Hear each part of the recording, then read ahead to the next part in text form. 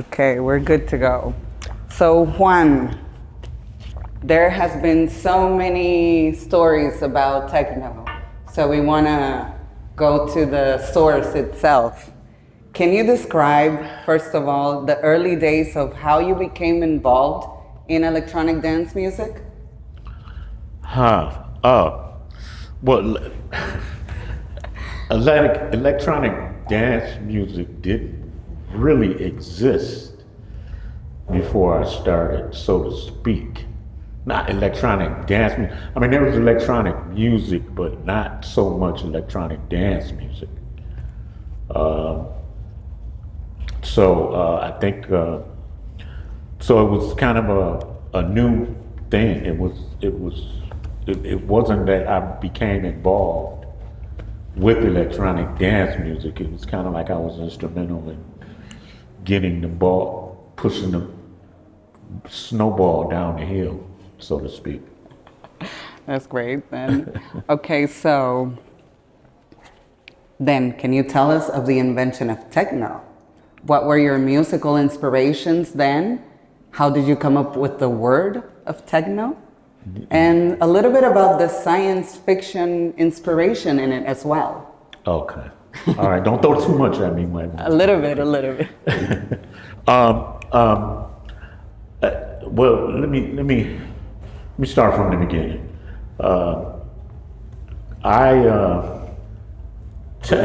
Techno music. The word techno is, of course, short for technology, and the synthesizer and the invention of the synthesizer is an integral part of the development of electronic music or techno music.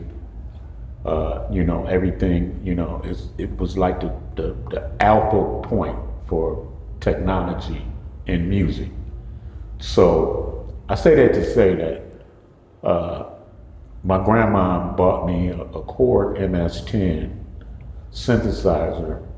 I was in high school. I must have been about 14 years old, and she had a Hammond B3 organ, and it's my grandma that kind of brought us up, like all during my middle school and high school years. And so she had a Hammond B3 organ that I used to come, when I got home from school, I used to play around with this Hammond B3 organ.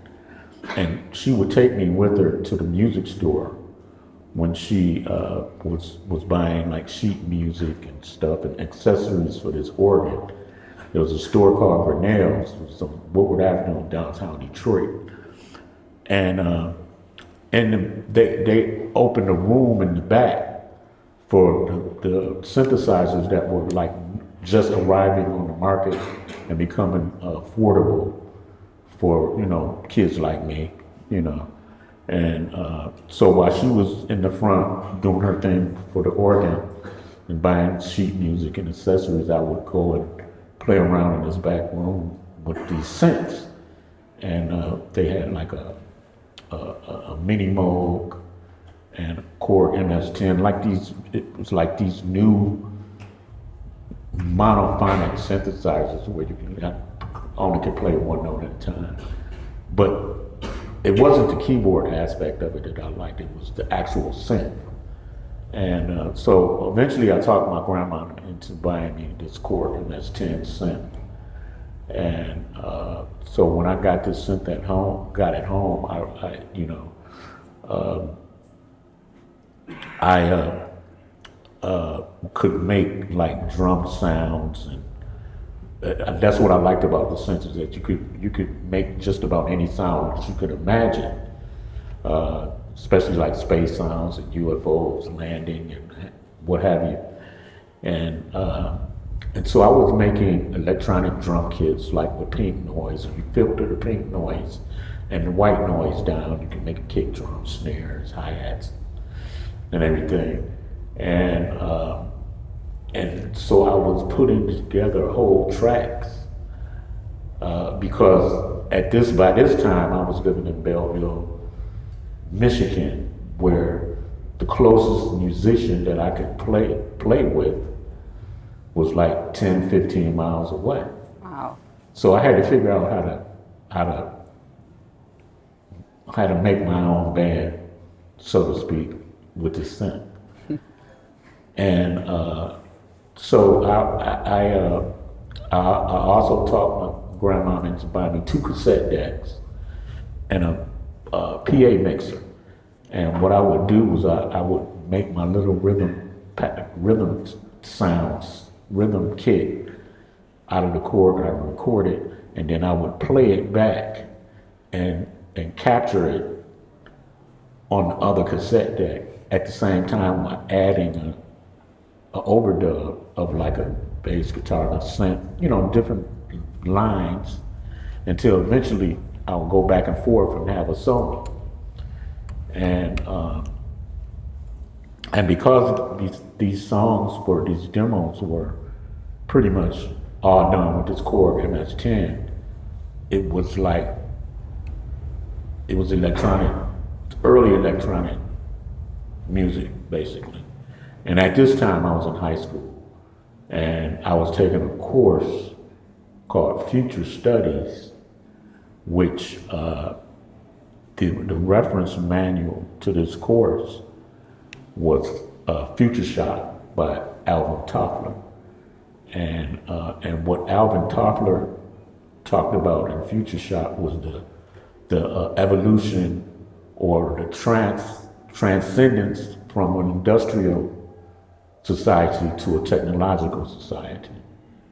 And so I applied a lot of concepts out of this class to what I was doing musically.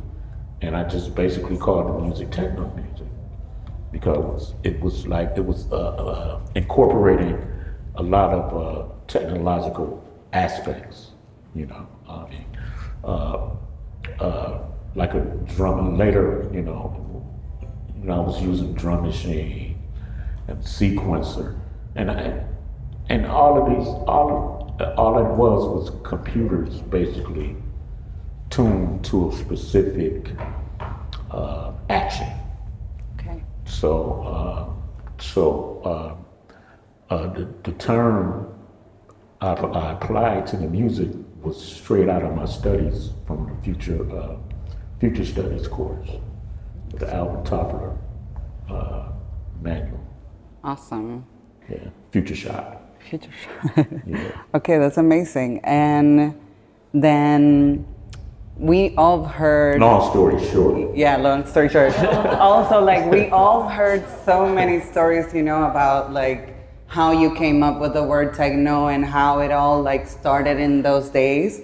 But can you shortly clarify to us the entire process of it and who was involved, how it all got started and then evolved? I know you had a few friends with you and we already know the Korg and this part, but so when was the time that you were hey guys, this is techno? So basically you need part 2 of the first story, yes. Well, okay, part 2. I was making these demos in my bedroom with the cassette decks, and it was all electronic. So by this time, I had graduated high school, and I took a course in Future Studies. I took a course. I went to community college, and I was taking all the music. I didn't have an actual curriculum or a degree that I was trying to. That was the thing that I had to do because my parents said, "Well, you got to go to college." So I went, and so I took all basically music theory classes, theater, television production, everything that had to do with basically me being an artist. Yeah. Yeah, and it was not real continuity between, So long story short, I in one of my classes, in my music theory class, I brought my demos to the class. There was something like 12 people in the class, and so when it was fellow musicians, artists in this class, And one classmate in particular named Rick Davis was in this class. And when I brought my demo, everybody fell in love with the demo, first of all. It was unlike anything anybody had ever heard. These demos I had made with my own electronic drum kit, all of these core MS-10 sounds on top. And come to find out, Rick Davis was a fellow synthesis, as term we used in those days. And he invited me to come jam. You know, this was at a time where we were still like at the end of the funk era. When you had a band, then it was like you had to have a drummer, you had to have a bassist, guitar, keyboardist, blah blah blah. So we would get together and jam. So that was the term that, you know, when you invite another musician to come and play, you say, hey, let's get together and jam. What did you bring to the jam? I brought my Korg MS-10. Nice. Okay, to what Rick had was, he was a lot more advanced than I was. You know, he had our Axe, our Odyssey, he had an MSQ 700 sequencer, and all of these things that you know, that was well, he was kind of like down the road a little bit farther than I was at the time. And, but he was interested in what he was hearing on my demos and invited me over to play. And so we got together and we started to jam. I mean, we were both like totally electronic with these synths.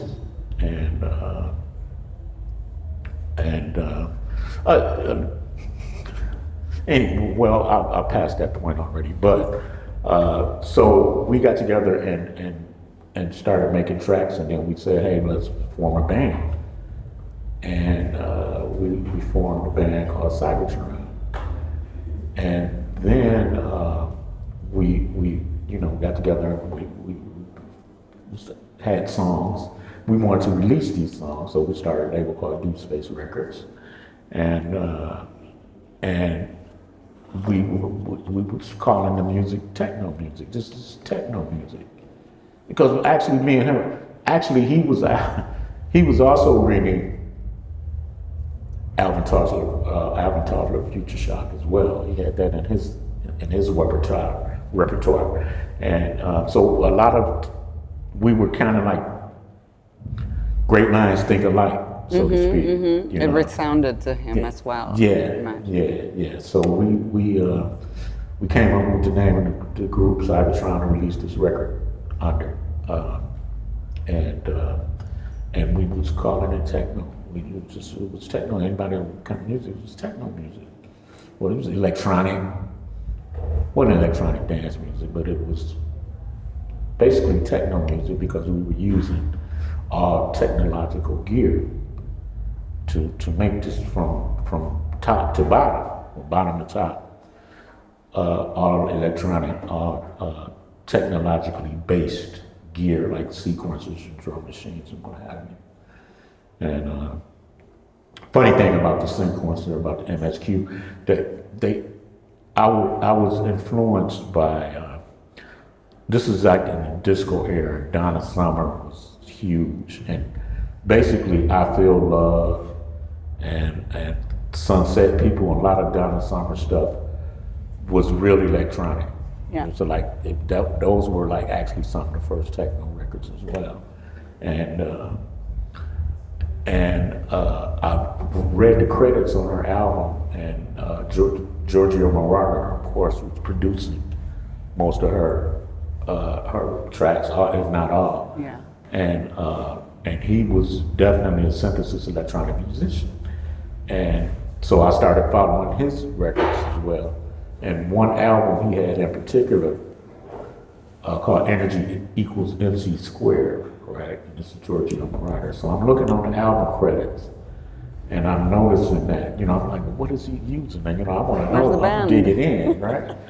And he it was an MSQ 500. It would be called a rhythm composer. Now, I'm thinking that this is some kind of a computer, like a data computer like a program thing. or So I something. actually took a course in data processing to keep up with him. to use this what was a microcomposer, right? But when I met Rick, I found out the microcomposer was actually a sequencer by Roland. And they had the NSQ 500, NSQ 700. So, but all of this kind of like culminated in this music being called techno music. And so we released our first record called Alleys of Your Mind. It's like 1980, end of 1980. And we called it techno. And talking about the release of that first record, Yeah. how was it to be creating this independent record label in those days in Detroit? Like, I was terrified actually, but because the music was so unique that record companies didn't have a clue what we were doing. So we had to do it ourselves. yeah. It was like a DIY kind of project, or DIY. Anyway,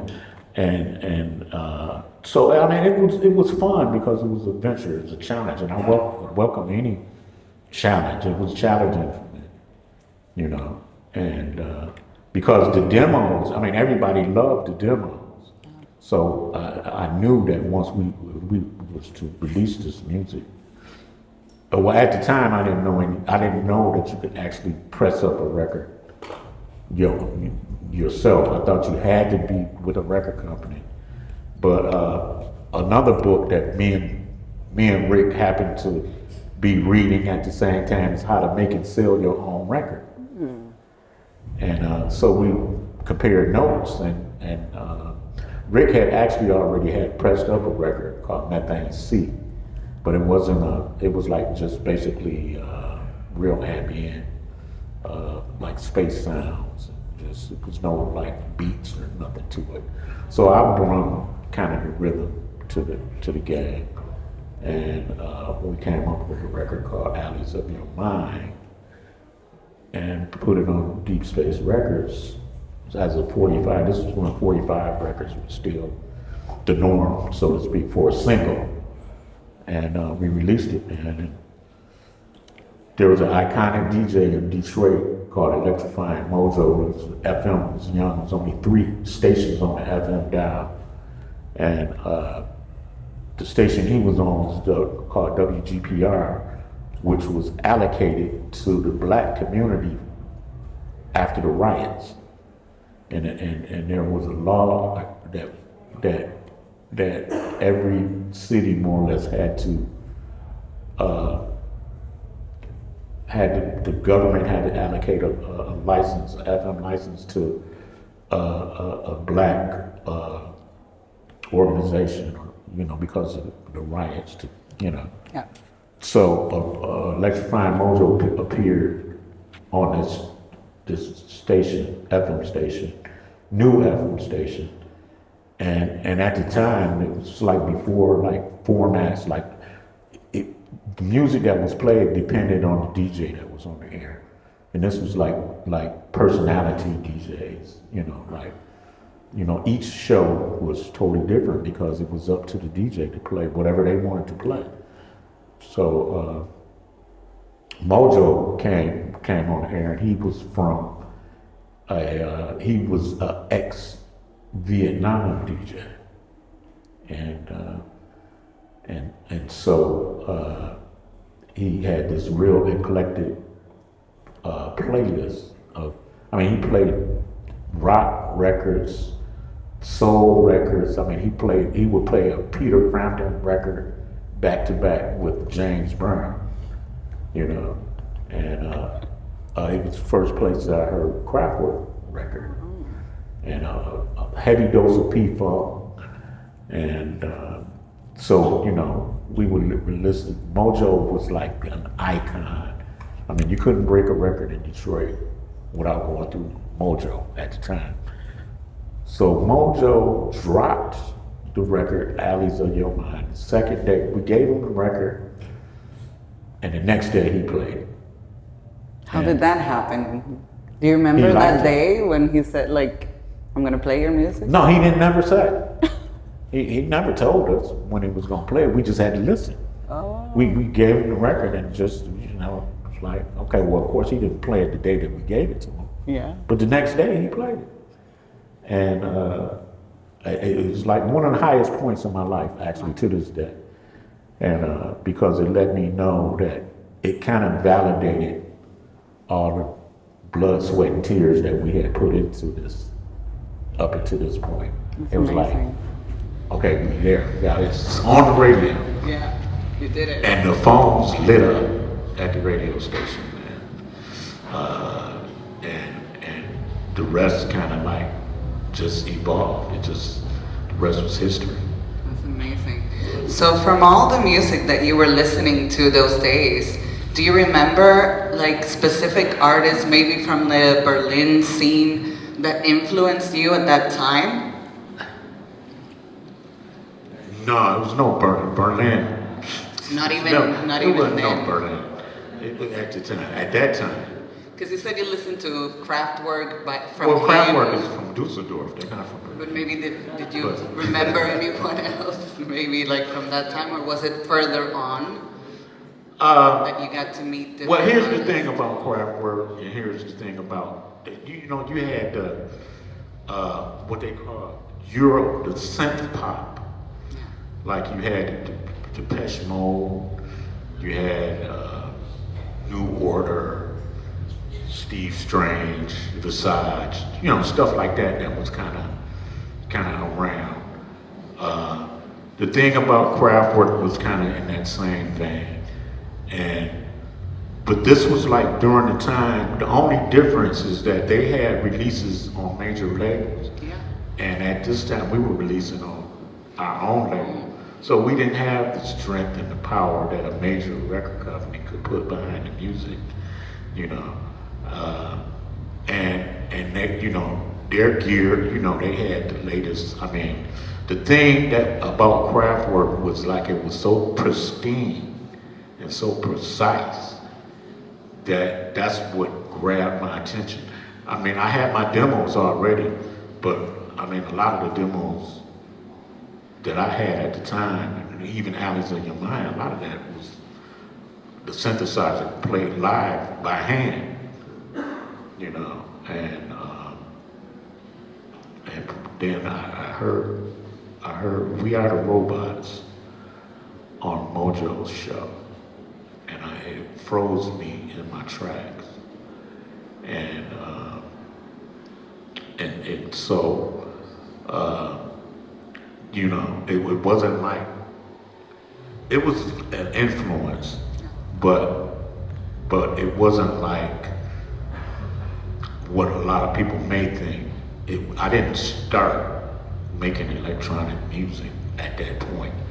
I had already been into it a couple of years. It's just when I heard Kraftwerk, I said to myself, now, that's the target. Yeah. You know, it's like it was precise. It was like machine.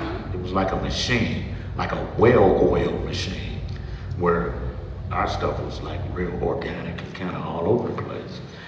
And sorry, what was the question again?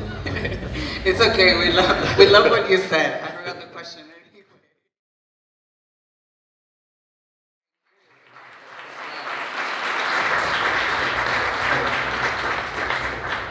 But talking about this, you are actually credited with mentoring most, if not all, of Detroit techno generation to learn how to DJ, produce, make their own record, you know? Can you tell us a little bit about this time and maybe if you remember any of the people that you worked with? Well, okay, we have to, I went to, during this time when I was making these demos, even before I met Rick Davis, I was going to high school, and I have a younger brother that's like a year under me. Like we was basically almost considered twins. We were only like 10 months apart. But he was in a year, a class behind me. Like when I was in 9th grade in middle school, and he was in 8th grade, or maybe even 7th grade. And we lived in a community where like people like Derek May and Kevin Saunderson were my brother's friends. And but like these are some of the first, I guess you could say, disciples or proteges of what I was doing, because they would come by the house, but they would come by visiting my brother, and by virtue of that fact, they kind of caught wind of what I was doing musically, because I would just be at home just making music. I mean, even before I even got a synth, I had a bass guitar. I mean, it was like I progressed. I was just at home. I was doing something with music, and so Derek in particular, he was my brother's friend, and then Kevin was Derek's friend. Okay. So whatever Derek kind of got into, Kevin followed. Okay. And Derek pretty much was following what I was doing, because, he got fascinated. Me and him would play chess when he came by, and I would beat him in chess just about every game. But so these are my high school buddies that kind of like, they were athletes. They were all, them and my brother were on the high school football team. And that was their like connection with each other. But when I made this record, Alleys of Your Mind, and actually Derek's parents had, still in high school, he had moved to Detroit, and he lived with his parents right up the street from WGPR, from the radio station. Uh-huh. We were all avid Mojo fans. So Derek actually used to steal his mother's car at night when she went to sleep and drive out. And there was a cafe down the street on East Jefferson where there was this video game called Stargate or Galaga or something that Derek would go. And Mojo would come through this cafe every night when he get off. His shift was 10 p.m. to 3 a.m. every night. So he would come through this cafe, and Derek would be sitting in there playing the video game, right? And I don't know if this is, so one day, I guess he was talking to Mojo, say, hey man, I got these friends who is making music, and he actually gave Mojo the demo of Alleys of Your Mind, and set up a meeting for us to come and meet Mojo. Mm-hmm. And but he wasn't making music. He was still, him and Kevin was like football athletes. They were going to be football stars, right? But they became part of your team. Well, after when we pressed up the record and Mojo played the record, yeah, and all of the we got an instant fan club. All the girls like me, and so that changed their mind about football. They said, you know what, we gonna make records now too. So that's how the movement kind of rolled from there. And you started teaching them and other people. Basically, as well. Yeah, because it's a whole nother story that I can't go into. Okay. I got to save something for the book, right? We will. But basically, long story short, on that is that they had, basically I had to teach them how to use the gear that was available. And it was like they was getting gear and they were trying to make these records. And so I'd get calls at 3 a.m. in the morning. I'd have to wake up out of my sleep. I remember literally getting up out of bed and going to Kevin's house at 6 a.m. to show him how to use the Akai S900. Wow. Yeah. Thank you for waking up that early to do that. Yeah. And actually what I charged him, well, that's a whole nother story. No, tell us that little bit and we'll leave you with the rest. Well, basically I charged him an S900 sampler to teach him how to use it. Wow. So anyway. That's amazing. That's a great deal. Anyway, that's a whole nother story. We're gonna really want to read that. Yeah, it'll come on. Yeah.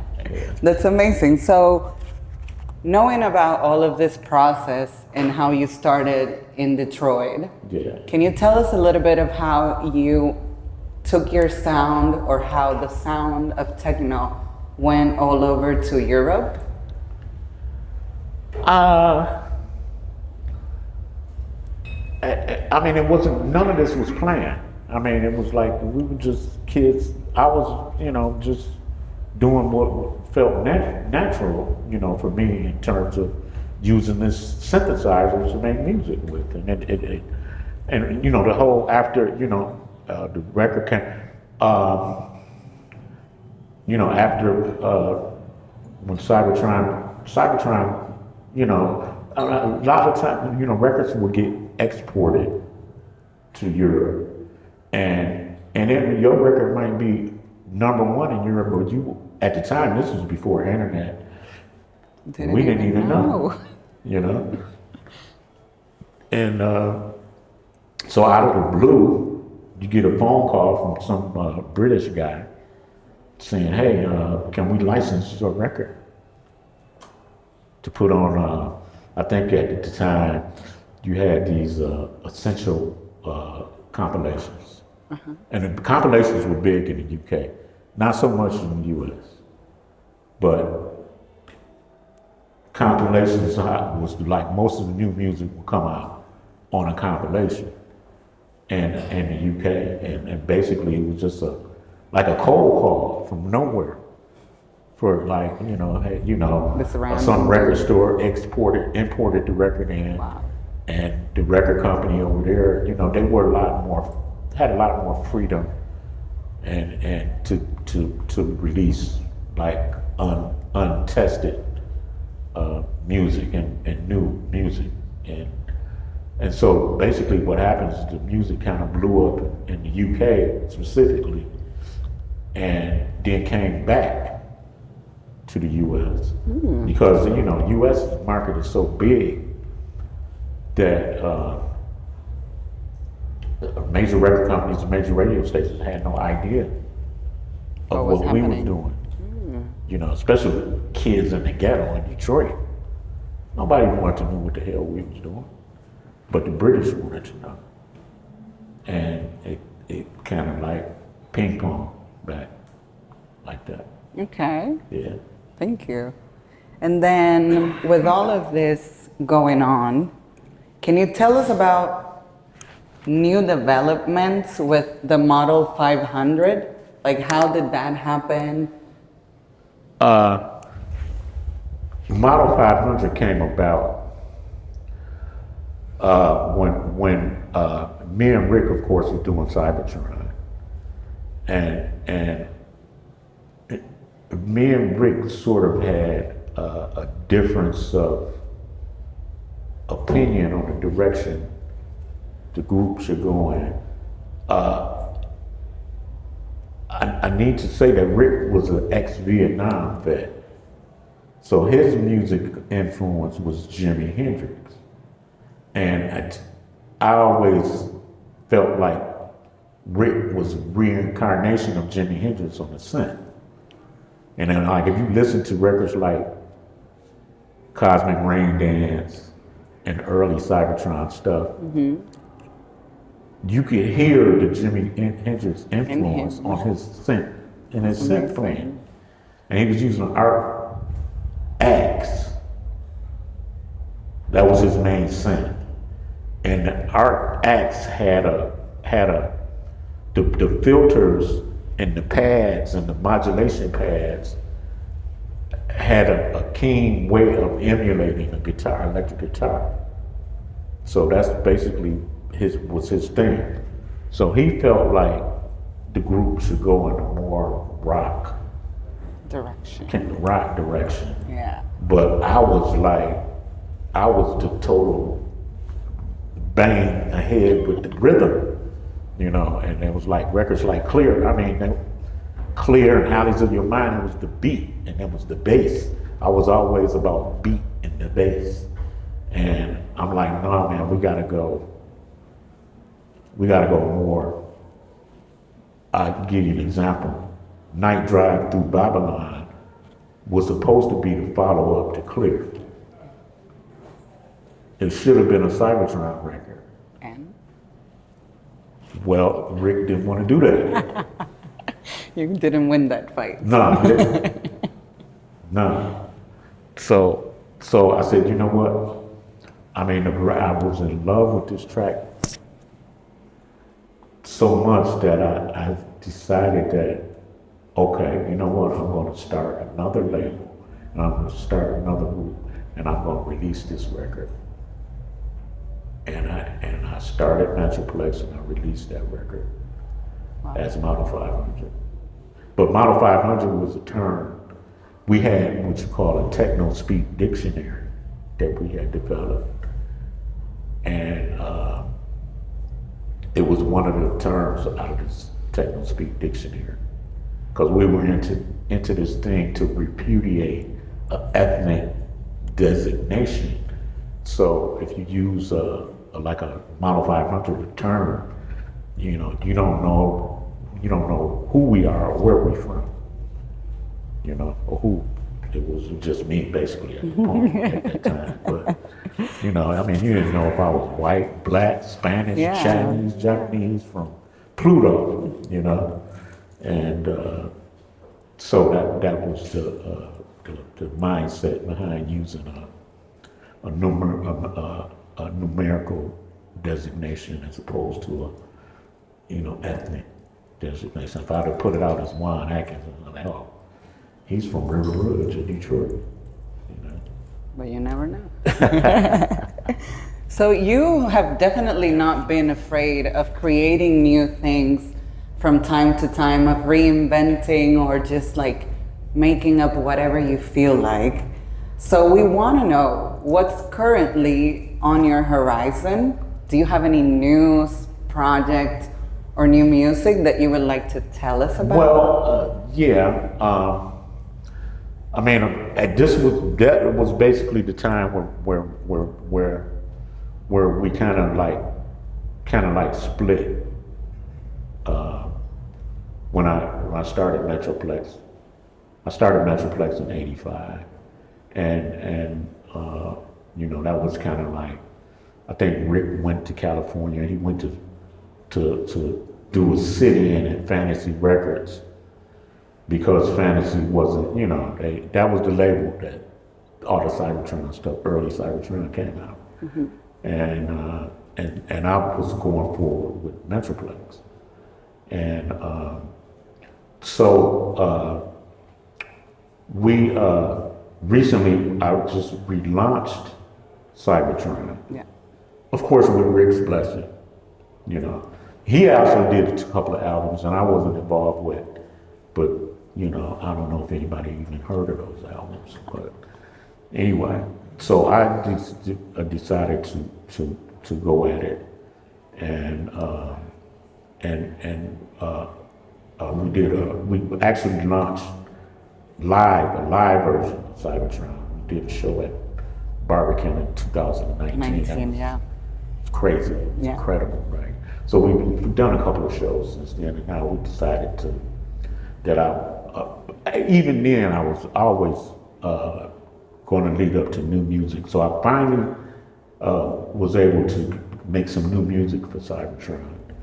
And I just released the first single called Maintain last October. And with the B-side, Golden Ratio.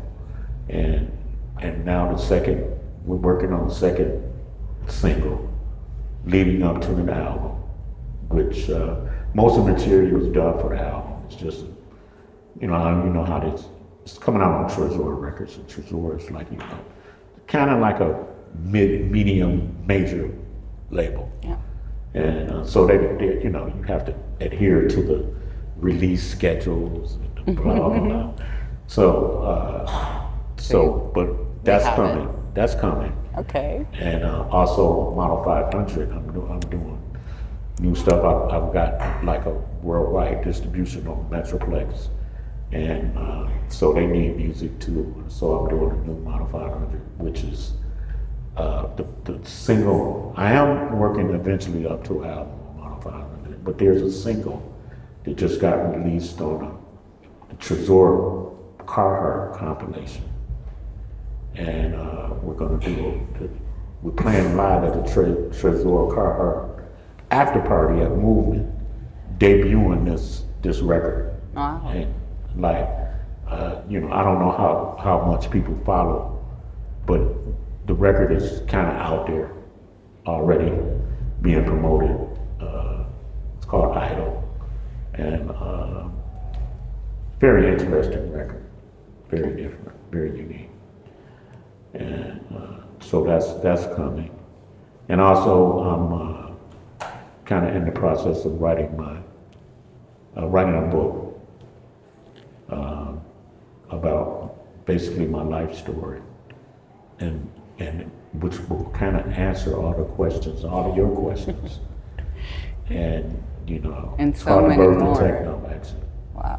Yeah, it's a tentative title right now, and maybe a biopic behind that. Yes, I'm sure everyone is really excited to have that book in their hands and listen to all of the new stuff that you're bringing to the community. Yeah. And so you invented techno in the 80s, right? Can you tell us about the community and values that you had around you during those days, and how has this evolved till today? Well, community and values. Well, we was. Were there? Well, the cars were still driving on lead and gasoline. So there was no electric cars, no hybrids at the time.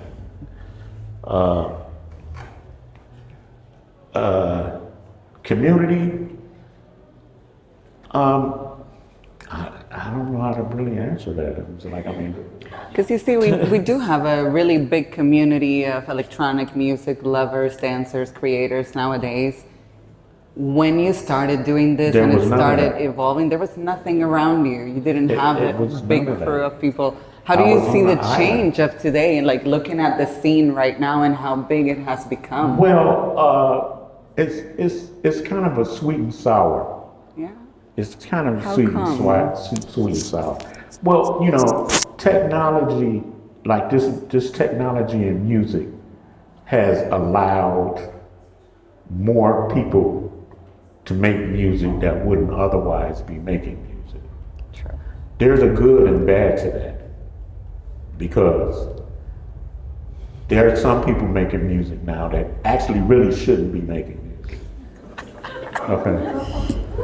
And true. But at the same token, it's a lot more innovation and more ideas coming through because there are more people making music. Yeah. So, it's sort of a double-edged sword, kind of a sweet and sour kind of thing. And sometimes you got to take the bitter with the sweet, or the sweet with the bitter. So that's where we're at right now, I think. And I would rather have more people making music and for the sake of the new ideas that are coming, even though it's a lot of crap, coming, but the good stuff that's coming makes up for that. That's right. You know what I'm saying? Yeah, of course. Yeah. Do you think if you were coming up of age in this generation and not the 80s, would you think you would have invented something like techno? Somebody asked me that question already earlier. Didn't they? PR? Wait a minute, sorry, what was it again? Do you think if you were coming up of age these days, do you think you would have invented something like techno and like? Probably. Probably. You think it was always in you to do this?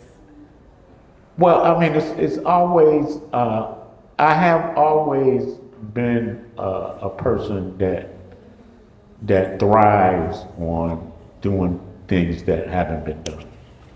I see, definitely. So I think in some iteration, if I was just starting, if I was 19 years old right now, just starting, it would probably be some groundbreaking, something innovative. I For think sure. so. I think so. What, I couldn't tell you, but Something. something. Okay. So, coming up to today, what would you like your fans and the audience here in Barcelona to take away from the experience of your performance tonight at Les Enfants Club? Keep an open mind. Okay, thank you. That's amazing. So now, keeping an open mind, what is your advice for new and emerging techno producers and DJs here in Barcelona? Keep an open mind. Keep an open mind. That's amazing.